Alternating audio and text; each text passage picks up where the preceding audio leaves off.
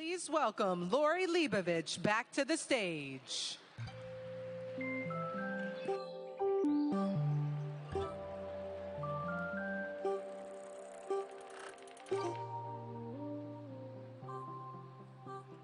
Hello.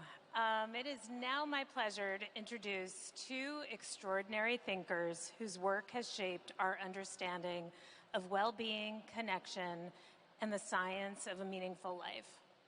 Susan Dominus is a staff writer at the New York Times Magazine, and her writing has long illuminated the complexities of the human condition. Her latest book, Family Dynamics, which was just published yesterday, is about the mystery of sibling success. She also wrote a story about happiness research for the current issue of the New York Times Magazine. Susan is joined by Dr. Robert Waldinger, a psychiatrist, professor, Zen priest, and the director of the Harvard Study of Adult Happiness, the longest-running happiness study in the world. Please join me in welcoming Susan Dominus and Dr. Robert Waldinger. I have to start by saying thank you to Lori for that kind introduction. It's great to see everybody here. And it's my pleasure to be here today with Bob Waldinger, who is, as Lori said, a leading expert on one of the world's longest-running studies on well-being. So I thought I would ask you to start to talk a little bit about the study, why it's so important, and what some of its results were. Sure. This is called the Harvard Study of Adult Development. It's the longest study of the same people that's ever been done, following people through their whole lives. Started in 1938 with a group of Harvard College undergraduates and a group of boys from Boston's poorest neighborhoods. And eventually we brought in spouses, and then we brought in children, most of whom are baby boomers. And so we've studied 724 families for 86 years. Incredible. And what's unusual about that is, first of all, it takes a lot of deferred gratification. You have to be willing to defer a lot of gratification to study something that long. But also that when we actually follow people over time, we get to learn how lives turn out without asking people to remember back. We get to follow them forward. And what were, to your mind, some of the most meaningful results of the study when you looked back on all those years? Well, the first result won't surprise anybody. It's that if you take care of your body, it really matters for how long you live, how long you stay healthy. But what we were shocked by was that the biggest predictor of who was going to live long and stay healthy was how connected you were to other people, and particularly the warmth of your connections with other people.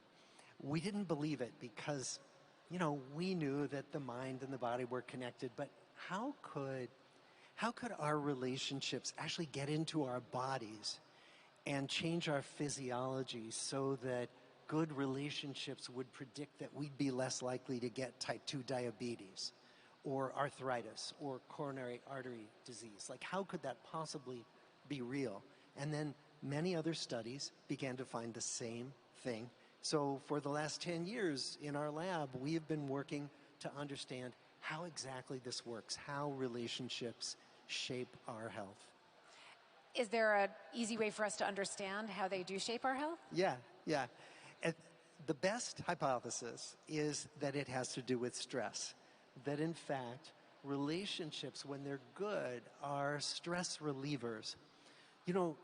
If you think about it, if you have something annoying or upsetting happen an hour from now, you'll feel your heart rate go up and you'll start to breathe faster and all those physical changes. But if you have somebody you can call and complain to, or someone you can go home and have a sympathetic ear to listen to, you literally feel your body calm down. And what we understand is that the body is meant to go into a fight or flight response to meet challenges, but then we're meant to go back to baseline, to an equilibrium, when the challenge is removed. And what we think happens is that people who don't have connections with other people, or people who have really acrimonious connections, those people don't have that same stress regulation mechanism in their lives that people with good relationships have. It does make a lot of sense. Yeah. So if strong, trusting, lasting relationships are a cornerstone of well-being, what can people do to make the meaningful relationships in their lives closer and stronger? Yeah. Well, when we studied all these people for 86 years, and what we found was that the people who were best at relationships were the people who were actively involved in staying in touch with people who really nurtured their relationships. And on the one hand, that may sound obvious, but if you think about it, most of us take our relationships for granted. I mean, they've always been there. We've never been in a world where we didn't have relationships. And so we think, well, my relationships, they take care of themselves. But it turns out that the people who were really the best at this were the people who actively reached out to other people regularly, saw other people regularly, held other people in mind, and kept current with their lives regularly. That was kind of a superpower that went under the radar. But when we looked at it in all of our research data, that was one of the most important predictors of who was going to feel good about their life. I remember reading a fascinating statistic or a study finding that marital satisfaction at age 50 was a better predictor of longevity and well-being than even someone's cholesterol. So I think that was speaking specifically of, romantic relationships, long-term relationships. Yeah. Do you have thoughts about how those relationships can be stronger as well? Absolutely. And first of all, even though intimate relationships were more important than cholesterol in our data, that doesn't mean you should stop taking your cholesterol meds. That's important too. But I think the question is, so how do we do that? And one of the things we know is that some of our relationships we start to take for granted. I mean, I'm about to celebrate my 39th wedding anniversary, and what you realize is that, It is no small thing. It's a big deal, right? Yeah. But it's so easy to take intimate partners, but also friends, for granted. It really is. I mean, they become like the air we breathe. And so one of the things we find is that if we're intentional about making time for those people, like it could be a friend who you say, okay, we're going to have coffee once a month no matter what, because otherwise we're not going to see each other. Or like with my wife, when we had young kids, somebody told us, hire a babysitter one night a week, and no matter what, go out. Just go out and just do anything. So sometimes we would go to the mall and just like buy underwear or do like ridiculous errands. But just having time to be alone with each other where we weren't focused on the kids. And I think, we can do that with friends, with family, even workmates, where you might have a workmate who you see all the time, but you'd really like to be more connected. And it's possible to do that, but we have to be more actively intentional about it. I mean, when I spent a little time with you doing an interview, I noticed that you and your wife had lunch together, and I think you said you started doing that every day during the pandemic. Oh, yeah. And is that one of those points of connection for you guys? Absolutely, absolutely. So now we actually kind of have to tell each other when we're not going to be home for lunch. Like I wasn't home for lunch today, and we had to clear that, right? Because we got so used to it. So I think these, the important thing here is not about whether you need an intimate partner or anything like that. It's really about thinking about being very intentional about seeing some people regularly and having time to connect where you don't have any distractions. So we know these are ways of making closer the relationships that you already have in your lives. But there's also some research that suggests that even connecting with people you don't know can also affect your mood, your happiness, your well-being. What are some of the ways that people can connect in the world in smaller ways outside of their long-standing relationships? Absolutely. I mean, this is something that actually I'm a little reluctant to do, so I have to make myself do it. But actually looking people in the eye at the coffee shop, the person who's making your coffee. One person wrote about going through the TSA line in the airport and actually looking the security person in the eye, looking at their name tag, calling them by their name, saying, "Good morning, so-and-so." That those kinds of things turn out to, first of all, get us a response, and they give us little hits of well-being. Neuroscientists have shown that there are actual neurochemical changes that come from these casual interactions that add up in terms of enhancing our well-being. And it's interesting because I know there's research that suggests that people underestimate how receptive people will be to those kinds of friendly conversations and how much happier it'll make them actually feel when they do engage in them. Absolutely, absolutely. And it brings me to another question, which is just, there's so much that we think we know about happiness that we don't know. What do you think are some of the most common, what do we get wrong about what we think is going to make us happy? Yeah. First of all, there's the assumption that if we just do the right stuff, we'll always be happy. Like, nobody is happy all the time. And in some ways, that seems obvious too. And yet, I think the culture can sell us this idea that if we just do all the right things, we'll be happy all the time. That is not true.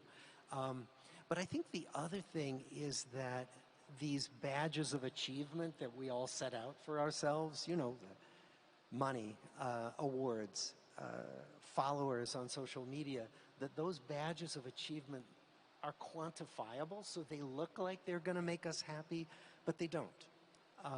And so I think it's important to name that, because we're getting messages all day long that those are the things that will make us happy, and it doesn't work that way. Yeah. And was that something that led, it's not just that you've, of course, done this incredible research on wellness through the Harvard study, but you yourself, kind of in midlife, if I understand correctly, got interested in Zen Buddhism. Yes. So is this insight that you're sharing with us based on your practice, or is it research? Is it both? Is it personal experience? It's definitely both. I started meditating just to relax, and then I realized that for me, meditation was about something far more meaningful and powerful. But it gave me a perspective on some of this, particularly on things like, wealth and fame and high achievement. Because one of the things that Zen teaches, and many spiritual traditions remind us of, is that, this is all pretty fleeting, and that what really matters is what we do in the world and our connections to each other. And I think that Zen and my research dovetailed in that respect, because the research was showing me how powerful relationships were, and Zen was showing me as well that what really matters most in the long run is our connections with ourselves and with other people. And was there something in your life at that moment when you started taking up Zen Buddhism, was there something going on in your life that drew you to it at that time? Well, my kids were teenagers, and they no longer cared whether I was around or not, so I had the time to go on retreats and things like that. But I think also, for me personally, I'm a Harvard professor, right? And you could be involved in things to do with achievement 24/7, and many of us are. And I realized that there was a kind of unfulfilling quality to me, for me about that my work was fulfilling, but that these brass rings that I kept reaching for and my colleagues kept reaching for weren't doing it for me. And what I found was that Zen practice really brought me back to the truth of just this moment, this life, who I am as just one of billions of human beings. And that was really helpful. If people were interested in trying to explore meditation, how can we all mix science and spirituality to make ourselves, to improve our own wellness? Where would you point us, to start? Well, first of all, not everybody should meditate. Some people it doesn't do it for you, and that's really okay. find some other space, like maybe for you it's nature or music or some other art. But I would say if you want to explore meditation, try one of the apps. They're free. You know, you could try Headspace. You could try Dan Harris's app. Dan is going to be here very soon. There are a variety of apps where you can listen to guided meditations and just see whether it really resonates for you. Whether you at the end of the meditation, you say, I'd like to do that again.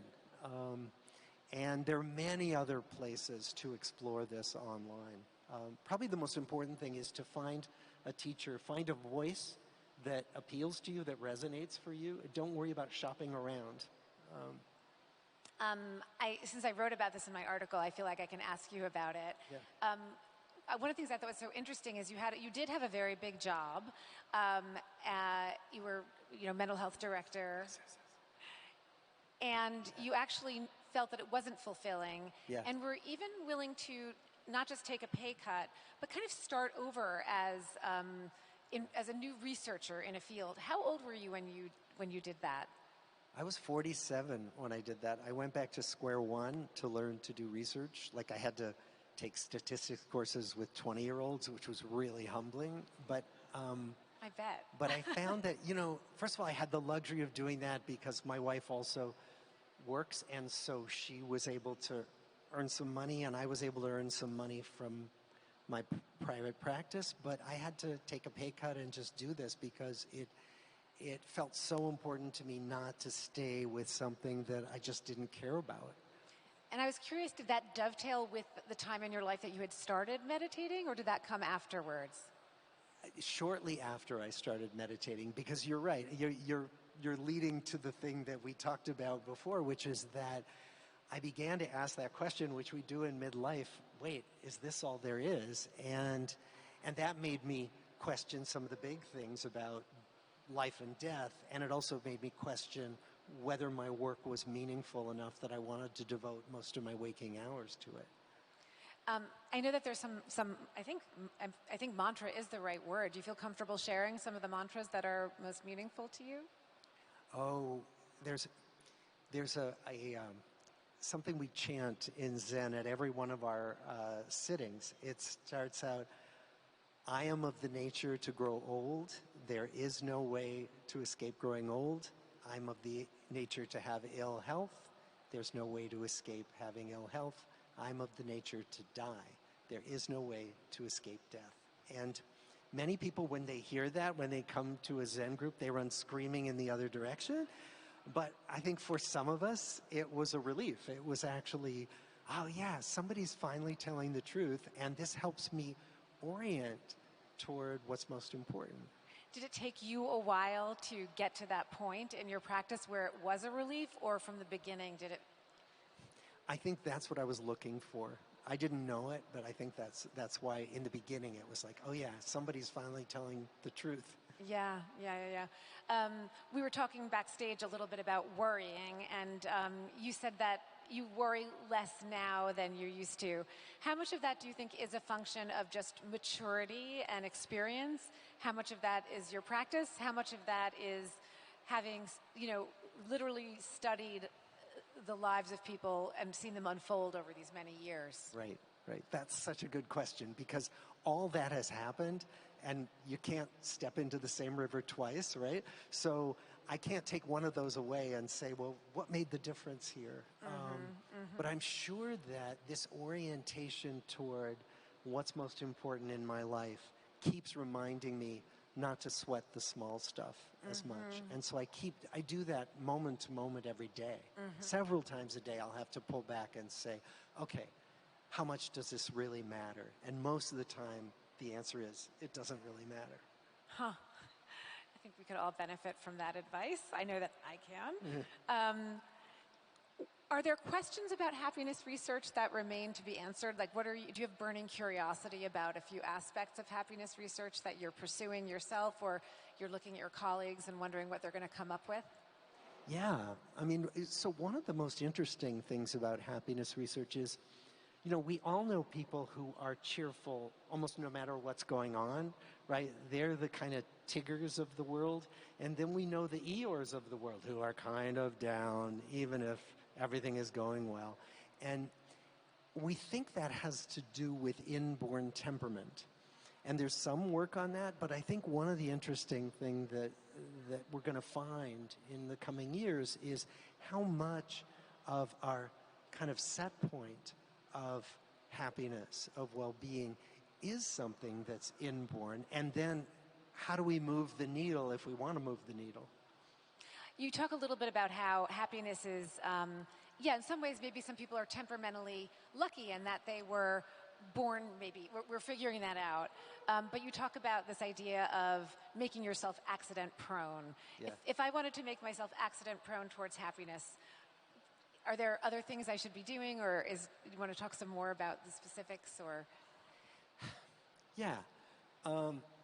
Invest in relationships, right? Invest in connections, and invest in the things that you find meaningful. And if you're doing more of that, you're more likely to be happy more of the time. You won't be happy all the time, but happiness is likely to find you more often.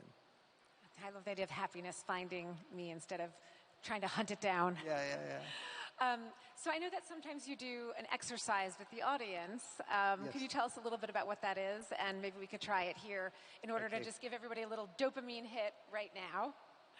All right. Well, so one of the things is that when I talk about investing in relationships, most people think, you know, I am so busy. I have so much going on in my life. How do I make time for this?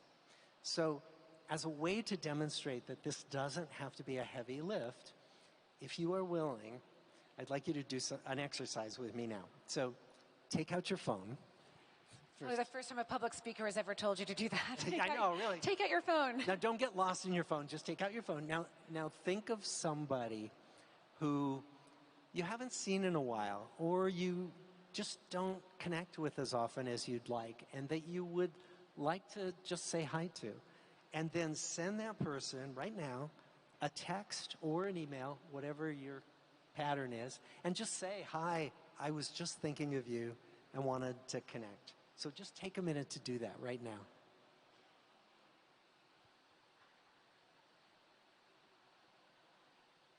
I wish I had my phone on me. Is there somebody you're going to text, Bob?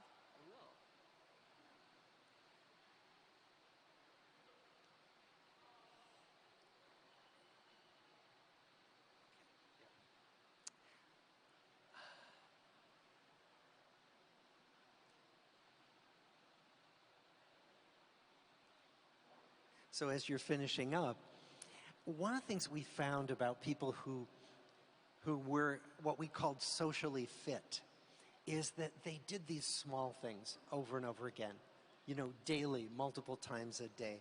They would be the ones, like on their commute, they would make it a point to call somebody. Or they would make it a point, if they were going to go to the gym, to meet somebody. Or if they wanted to take a walk, to ask somebody to go with them, so that they added on things to what they were already doing rather than taking extra time. Because sometimes if we think, well, I haven't talked to so-and-so in a while, but I don't have time to catch up for an hour on the phone. Well, so do a small text or say, I'm calling you for 10 minutes, and then make it a 10-minute phone call. And what we found was that when people did that, they stayed more current with more people in their lives, and that built this bedrock of social well-being that we're talking about. And so I think we're not going to have time for a Q&A now, but if we did, I would ask if anybody was willing to share if they got anything back from their text, because often people will get things back.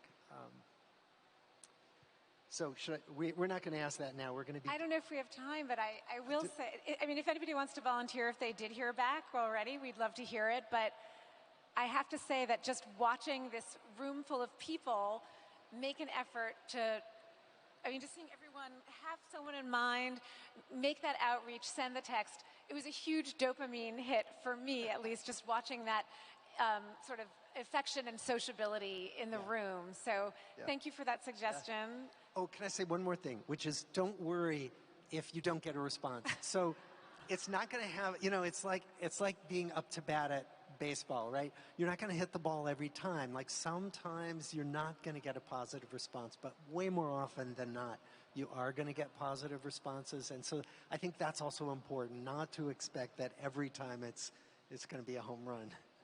Wonderful. Thank you so much for sharing your wisdom, your pleasure. story, and your insights. I really appreciate it. Thank you. Thank you, everyone.